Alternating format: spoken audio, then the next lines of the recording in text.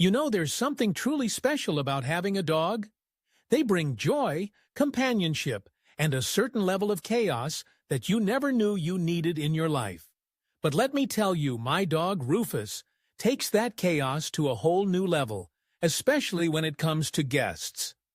I swear, if there were an Olympic event for jumping on people, Rufus would take home the gold medal, the silver, and probably the bronze, too.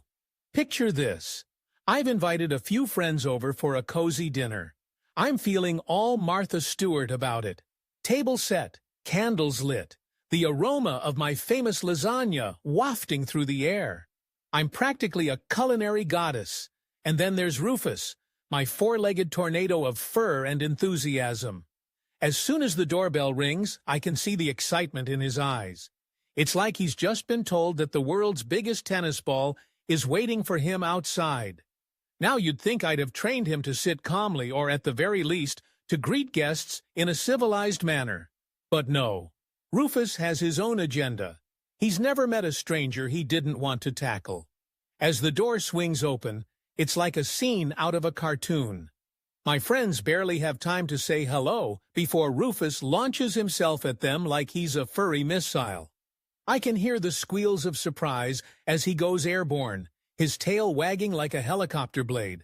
And I think, this is it. This is how I lose friends. There's one friend, let's call her Sarah, who has a slight fear of dogs. She's standing there, eyes wide, as Rufus leaps into her arms. It's like a scene from a romantic comedy where the guy proposes and the girl is just speechless. Only instead of a diamond ring, Sarah is holding a 70-pound ball of fur and slobber. It's a love story for the ages, really. I'm not a dog person. And by she exclaims, but Rufus doesn't care. He's in full-on party mode, licking her face like it's the last meal on earth. And then there's Tom, who thinks he's clever. He tries to sidestep Rufus, but that's like trying to dodge a freight train. Rufus sees him, and it's like a challenge has been issued. Tom's attempt to evade only makes Rufus more determined. He leaps, he bounds, and suddenly Tom is flat on his back, with Rufus standing proudly on his chest, tongue lolling out of his mouth as if to say, "Welcome to the party." Meanwhile, I'm standing there, mortified, trying to apologize while simultaneously trying to pry Rufus off my friends. He's just excited to meet you, I thought, but the look on their faces tells me they're not buying it. I might as well be trying to sell them a used car with a broken engine. As the evening goes on, I try to distract Rufus with toys, treats, and even a game of fetch. But he's not having it. He's on a mission.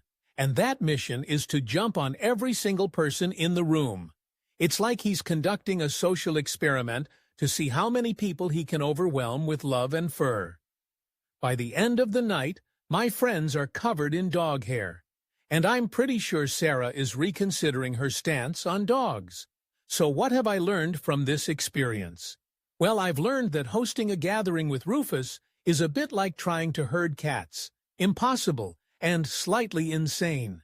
But I've also learned that despite the chaos, there's something heartwarming about watching my friends laugh and embrace the absurdity of it all.